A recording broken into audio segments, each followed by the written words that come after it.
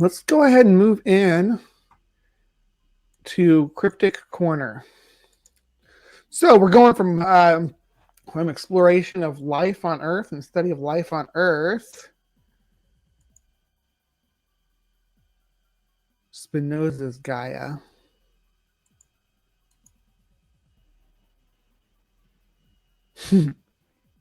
I am feeling pretty happy. So yeah, going from studying life on Earth, we are going to be moving into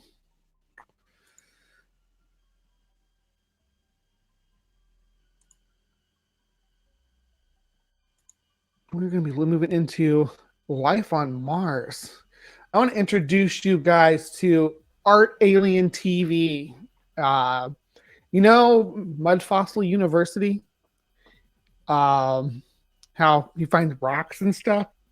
It says, "Hey, these are bones of gods and monsters." Well, I would like to introduce you to the Martian version, which is again Art Alien TV. So, if you are plugged into the Mars rover feed, you might have noticed that there are a lot of boulder-strewn fields on the surface of Mars. But did you know among those boulder-strewn fields are unique anomalies that only the keenest of eyes can witness and discover? So let us start with the most recent video from Art Alien TV.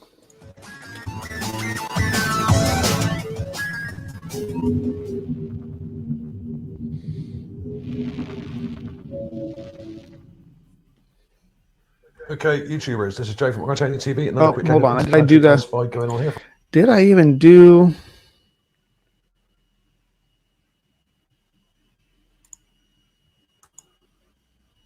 I don't know if y'all could hear it or not. I was making sure I checked that box before I share this. Yeah, I did. Okay.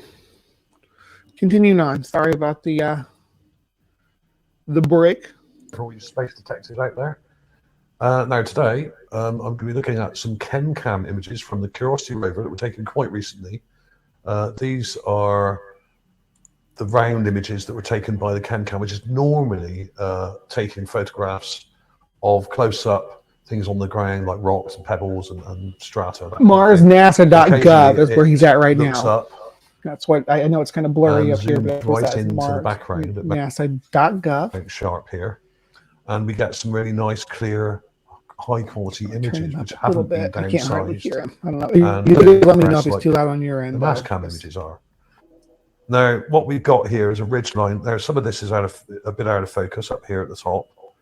And the focal area is generally in the middle of these round ChemCam images. So the information around the edges isn't very good at all. It's very blurry. But the stuff in the middle is pretty good. So let me show you that.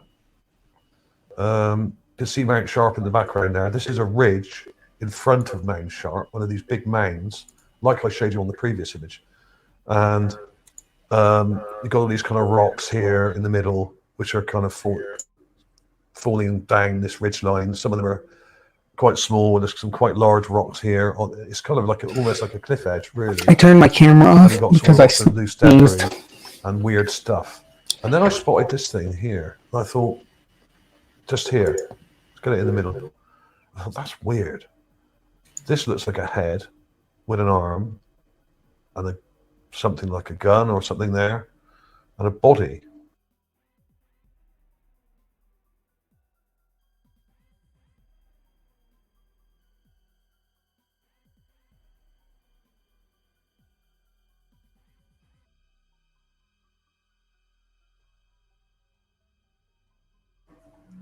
Very strange. I thought, why would something like that be on a ridgeline like this? Now, of course, a lot of you may know already, I've found many, many statues and specimens in this area, about 200 altogether, possibly more now.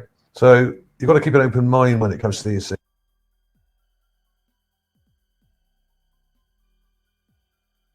Many statues on Mars that we've already discovered, guys. Oh, hold on, the freak. What are you saying here? Speaking of biology and Gaia, I'm the only one that has provided evidence for God to non-believers that isn't traditionally dismissed for no reason, like archaeology.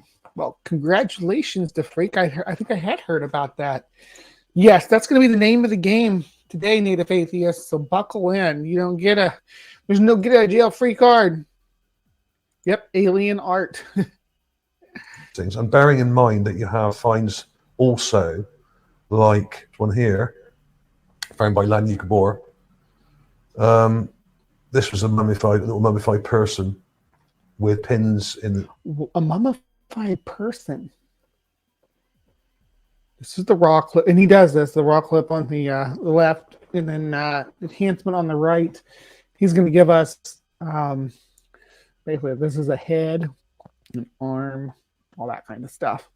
Its leg here, 1, 2, 3. Because see the pins going through the leg.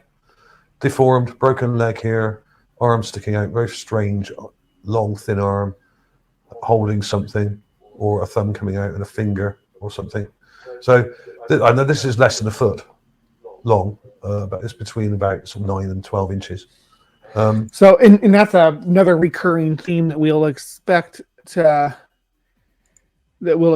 see moving forward is that I lost my train of thought. Anyway.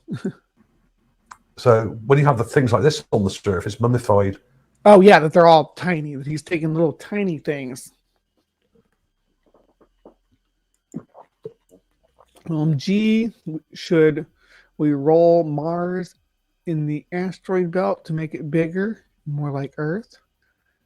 Like rolling a little snowball? Yeah, I think it'd be more like rolling a cheese ball in walnuts, right?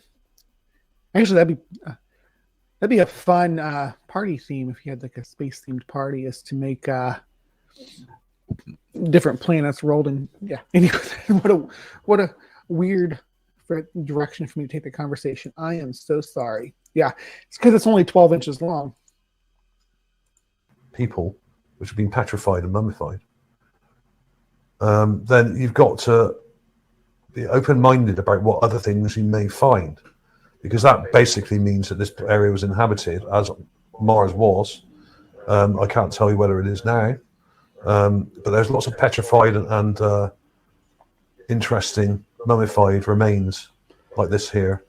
Mummified remains. I do find this image interesting. I don't think it's a person, but it's I'd be very interested to know how this formation was created, because it looks like with the porosity of it that it may have water flowing over it, which would be really interesting because Mars. This was found by Terry Burnett and Terry Burnett. Sorry, let's pronounce it right. Amazing mummified people on the surface. Mummified people. I've found some. Lots of other people are finding them as well, as I was just showing. So you've got to keep an open mind when it comes to these things. And let me show you the stages I went through to enhance this thing. Let's go. Actually, the freak, I think we're probably sounds like you said botanically. If you extend that to fungus, then yeah, you're basically presenting my hypothesis as well. Not my hypothesis, not my Lovelock's hypothesis that's built into Gaia science, which again is not to be confused with Gaia, the woo-woo channel. Probably water through sand, hardened chemically, and then dry. So I would really. Did we get samples of these formations, Brian? I don't know if you know or not. Did we get samples of these formations that had been, like you said, created with moisture and water? Yeah, I would love to delve into that. A princess on Mars, like John Carter. Go to this one first because here it is. There's a close-up of it. Now, all I've done here is enlarge it. I haven't enhanced this in any way at all. It's completely raw. Right. You can See, this gives you a perfect example of what these people are doing here, because there's literally, I mean, there's nothing here, just a mishmash of rocks. Looks like, I'm going to say that they're from this angle, they are vertically cracked and creviced. I don't know what the proper geology term is for it, but it's not. Anyway, yeah, there's nothing separate from the rocks. This thing he's talking about is part of the rock face. I don't know how he's saying. Oh, so did the alien soldier, did it die and fuse to the rocks? see, well, there's like a head here, an arm with a finger sticking out there, and what looks like a kind of weapon there. And you've got a torso coming down here, and possibly 2 legs or something. This doesn't quite make sense to me. Now, this doesn't look like a mummified person to me at all, because the details are rather stylized and weird. Now, let me show you the enhancements I've got. Now, I'll show you a close-up of when it. he uses enhancement, what he means, I'm going to do it. What he means is that he colors these into that. Basically, it's like coloring his pareidolia.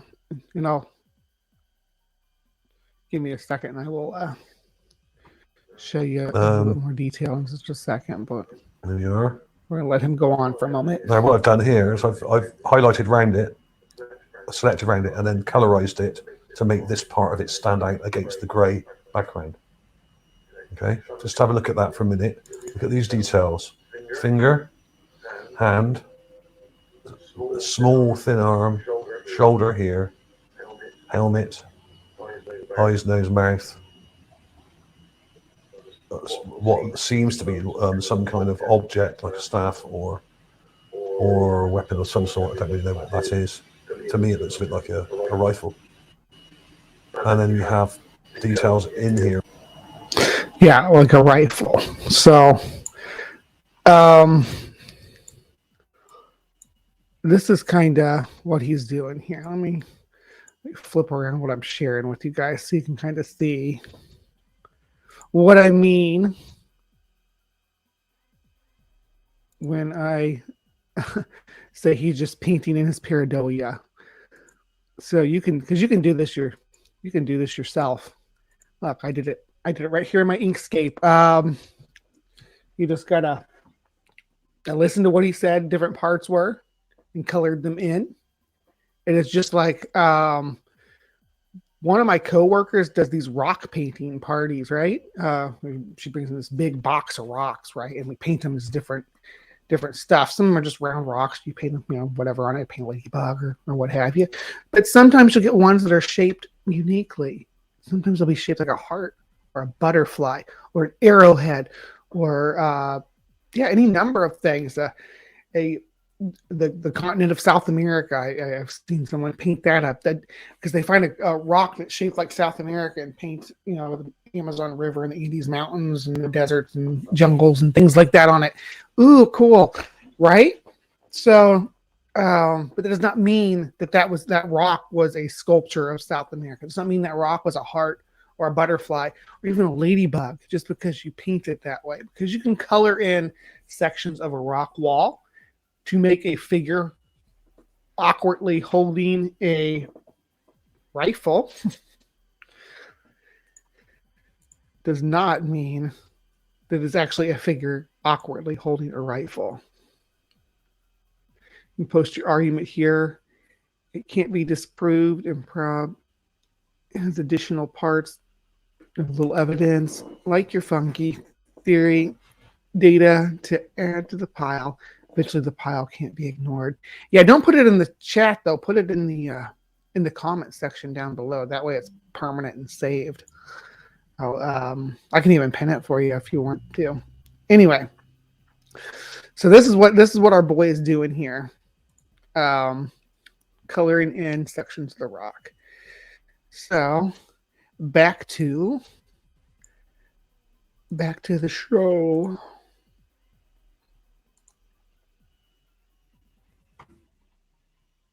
Here as well. Now there is a close-up of just in re-enhanced I think it's this one here. This is the latest one. It's a bit brighter. I've gone in a bit closer.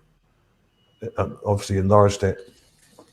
But you can see these things in there, and there are some intricate details here, like a belt or some kind of ammo belt or something around the center of the torso. I couldn't even find the belt to do in my little whether art these piece, are legs so down no here, belt. No belt on my dude. But it's very odd. It's almost like the legs are kind of fused together. It's like it's melted or something. It's very strange.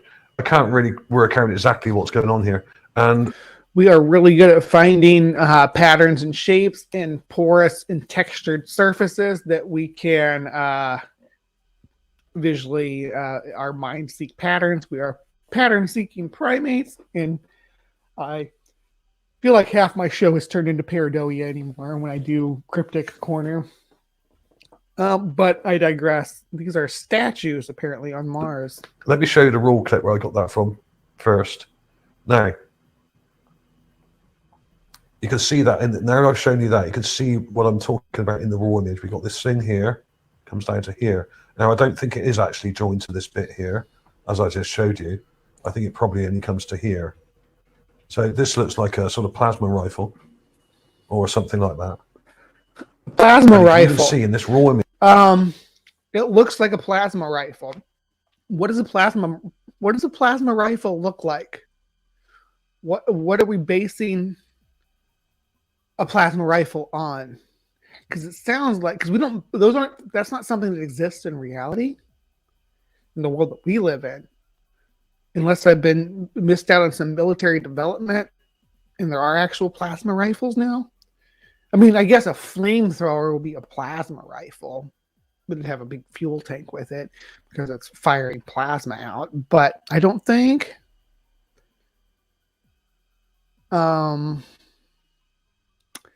I think you're basing it on fiction. Like, hey, this is what a plasma rifle looks like in a sci-fi movie. So when you start with that preconception, like you jumped right into plasma rifle with no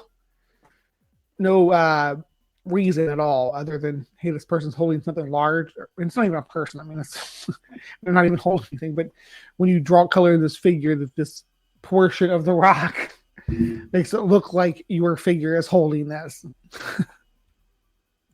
But no, just jump right into. If you look really carefully, follow my cursor. We've got the rifle here, we've got the head here at the top, and the arm. Now look at the arm. From the shoulder, we go down the arm, elbow just here, wrist, hand, and finger. And the finger, we go in, is actually attached through this object. It's going into it. See that shadow there? It's going into this trigger mechanism, it seems. Holding this, what seems to be shaped like a rifle. Now, I could be misinterpreting this, but that's what I'm seeing. Yeah. It's very, very interesting. He could be misinterpreting it. What do you guys think? You think he's misinterpreting it? These details. Now, it does look a bit fuzzy. It's a bit sort of soft focus. So you really need to see the enhancements to actually see it better. And I've got one here where I haven't highlighted the whole thing. This is a real basic highlight I've done here. And you can see that thing there. I've actually sharpened it so you can see the finger. He just calls it highlighting them, but he's painting sections of the rock. He's not highlighting something that's there. He's creating something by painting it. A bit more. And it actually goes into this. I mean, I guess you could say he's highlighting the natural shapes and then adding definition to them by separating them from their surroundings. He's making artificial definition to the existing definition created by light and shadow. Thing here. Okay. Now, I've done a couple of versions of this because I wasn't quite happy with that. I've done a couple of versions because the finger detail, I think I over sharpened it.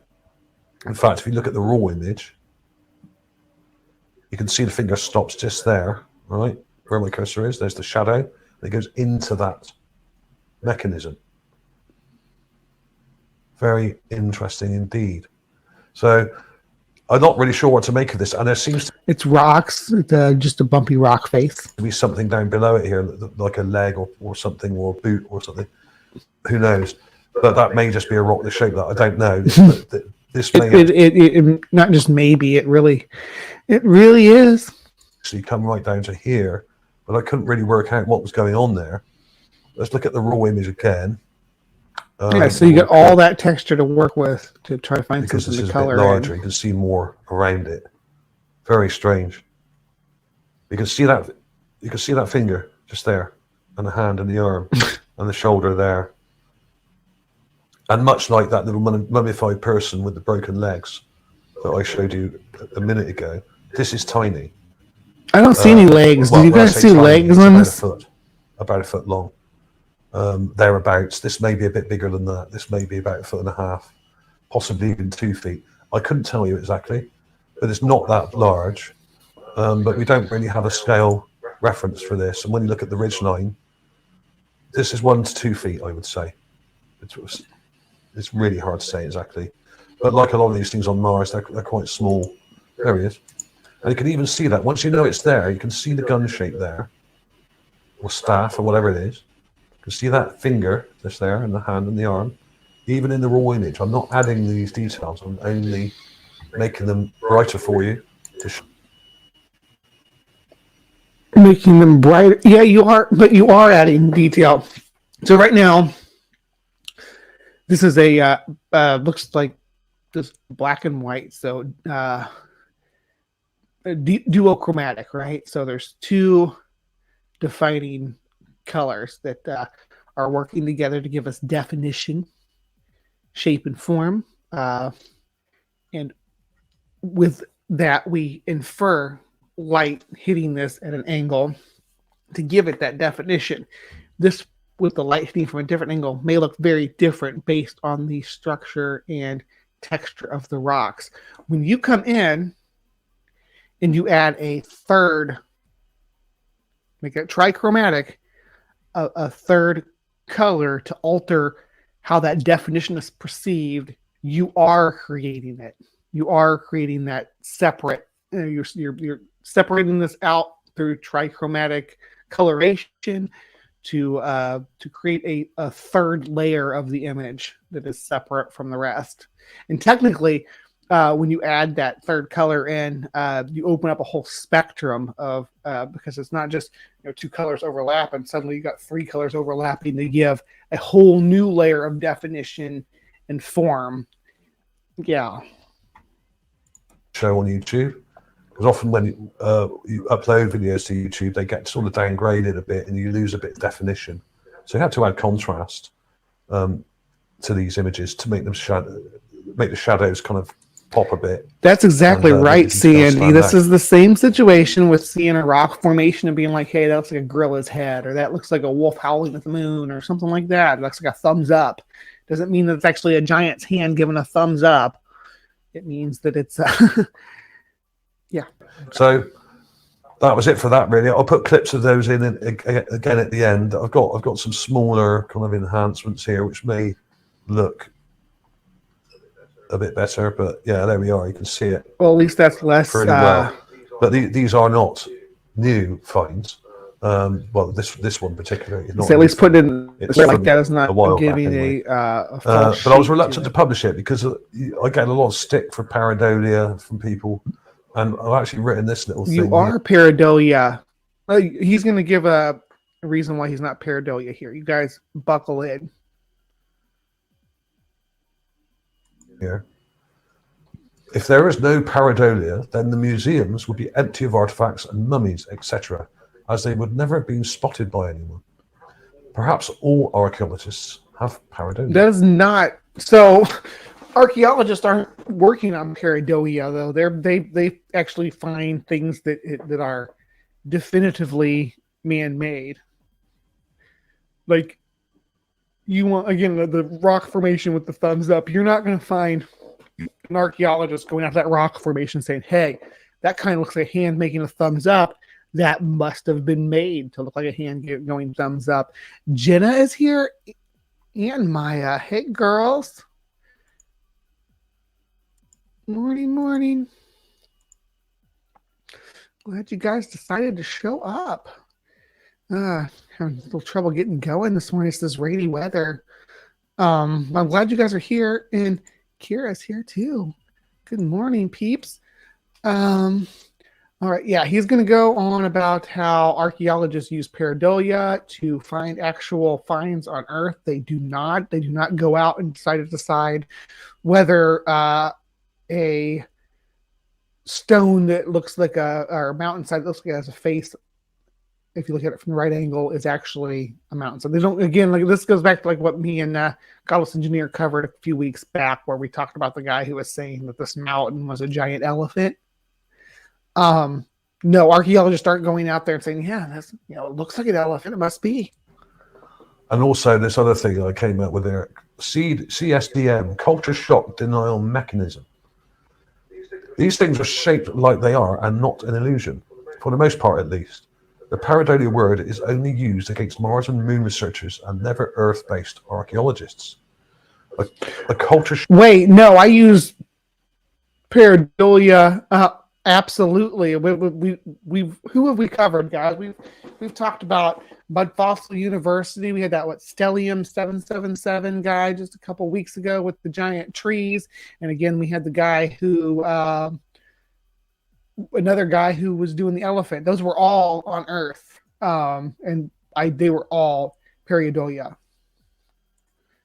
Shock denial mechanism perpetuated by the corporate media in an attempt to diffuse interest in our near planetary neighbors that were inhabited.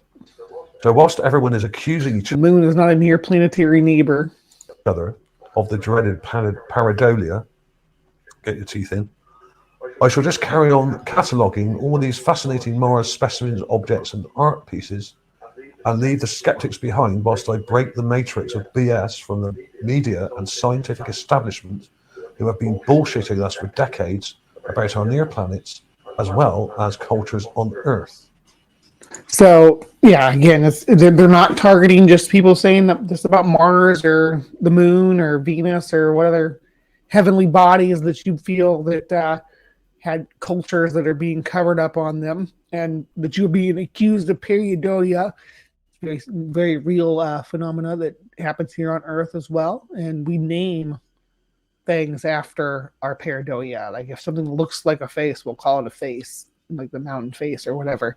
If something looks like a gorilla, we'll call it the gorilla rock, or the thumbs up rock, or the pointing hand, or there's so many different rock formations that have names based on pareidolia.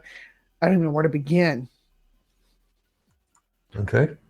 I thought I'd put that in there. I've read that a while ago and haven't really used it, I don't think, in a video. So I thought that was a way of getting across what's going on here for those of you who are not familiar with this channel. So that was that, really.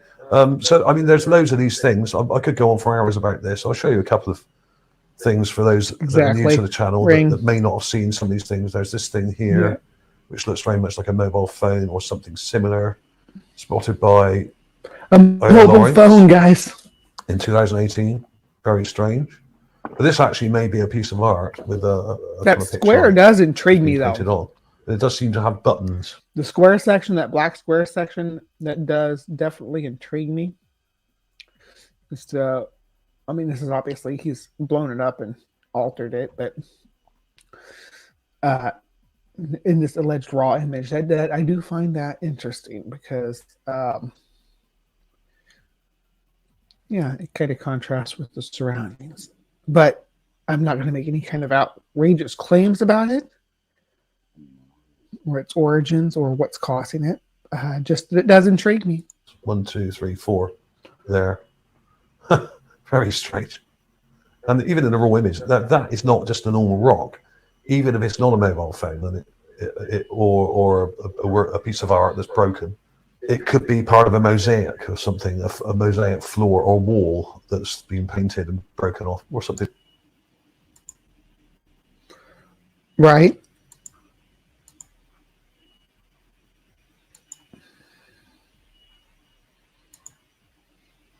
Right angles are common in natural rocks. Yeah. Yeah, because the way that crystals fractalize at 45 and 90-degree angles. There's a whole field of science based on how crystals fractalize, isn't there? Funny how Mr. Culture Shock is only seeing things that would come from Earth. Obviously, aliens would have different body plans, would have different shapes and tech. Yeah, they wouldn't just be 12-inch tall humanoids. That is an efficient physical, and it's not even. I mean, it's a kind of rare on Earth for the humanoid shape, obviously, because we're humanoid, the only humanoids, us and our closest ancestors. So having a humanoid shape is by no means the best form, and Mars is actually has less gravity. So on a planet with more gravity, I'd expect there to be a trend towards smaller size, but I don't know. There's a lot of factors that come into how life would evolve on Earth. Thank you, Brian. That's exactly what I was talking about. Crystallography. It's a study of how it's not just the way they break, though. I think it's also the way that they reflect light through their different angles and stuff, right? Anyway, it's a mummy bunker. Yeah, there's so many mummies down there. Remember the episode of Futurama where Professor Farnsworth gives Fry a Martian mummy, and it's little bitty like that too, a little 12-inch tall mummy, and he gives him another one later that's teriyaki flavored. I always thought that was. I wonder if I can find that clip. They like that. Who's to know? There's loads of weird things like this, and as for that thing I showed you earlier, I mean, this is one of the most incredible finds ever by Lanny here. Absolutely incredible. The chain around the torso. The chain. You can, in the raw image, you can see a chain going around it here, and it goes under this arm. Chain, here. you guys. There's also what seems to be a you see the chain? To it as well. Clips coming up. I don't see a chain, but yeah.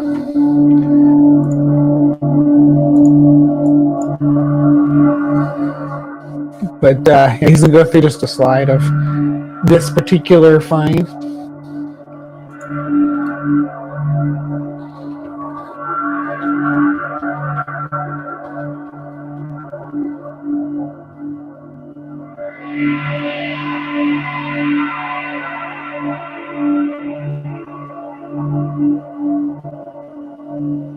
All right, so before we move on from our king Periodolia, Jesus got lost on his thinking. There are a couple different places with mysterious writing that's supposed to look like moonstones and cliffs in Brazil.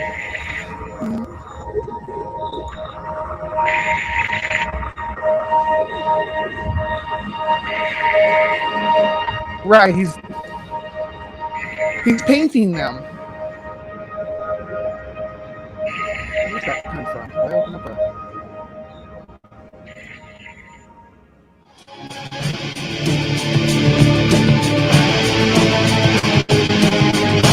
There we go. All right. So, real quick before we move on, I want to show you guys. He's not just a YouTuber. I mean, this isn't just limited to a YouTube presence. This person is actually, as part Alien TV, they're a whole website full of these things. Look at that. Look at all these rocks and stuff. These recolored to look like faces. This one especially makes it look Roman ruins. And he says that on this one, it's funny. Let me see. Should I watch it? I'll watch a little bit of it. But he claims that. Okay. So this was taken years back. In fact, and here is a basic enhancement. And when I say basic, I mean basic. You can, if they find something they don't want us to see, they can just turn the mission dark. Now, of course, that does depend on the light conditions, of course, on it, just to make it easier to look at. But there's very little enhancement done here at all. The scale, for one, is exactly the same. So if this is a person, yeah, here we go. It's only about a foot tall. Looks mechanical. I couldn't tell you either way. But there are some very interesting details in here, and I took quite a while enhancing this and trying to bring out these details. You've got an arm coming round and what looks like a couple of bags. That's why I think what we're looking at today may be one of these little people with bags or sacks or rucksacks, whatever you want to call them. He literally, and this is the personification part, which right? Kind of looks mechanical. And what looks like a little weapon just there, a hand weapon, okay, with a trigger. So check this video out if you haven't seen it already. It's a little bit dark. In fact, I should have really brightened this up a lot more looking back at it. So it does get brighter. So do check that video out because there's some astonishing details in there, and I compare it to Martine's original find and her image and show that as well. So full credit to her for that, of course. She found that way back, the Mars Man and Woman. Now, incidentally, there's a hell of a lot of similarities between these images. And the scale, for one, is exactly the same. I don't know if he says it in this. Is a person. He literally says that that this is a man and a woman because of the human standards of what we perceive. Like, so this one has a when he colors it in here, it has what he perceives as a strong jaw and larger nose. So he's actually thinking that he's thinking these Martians are like hominids and have the same. Humans have very limited sexual dimorphism. So he thinks that that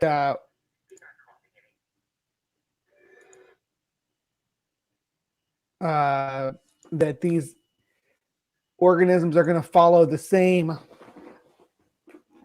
dimorphic characteristics that we see in human. That's completely ridiculous. They shouldn't even follow the similar, based on the ecology of a Martian surface. They wouldn't even follow the same developmental lineage that we would. Yeah, they're not just sexually dimorphic. They have the extreme version of the sexual dimorphism of humans.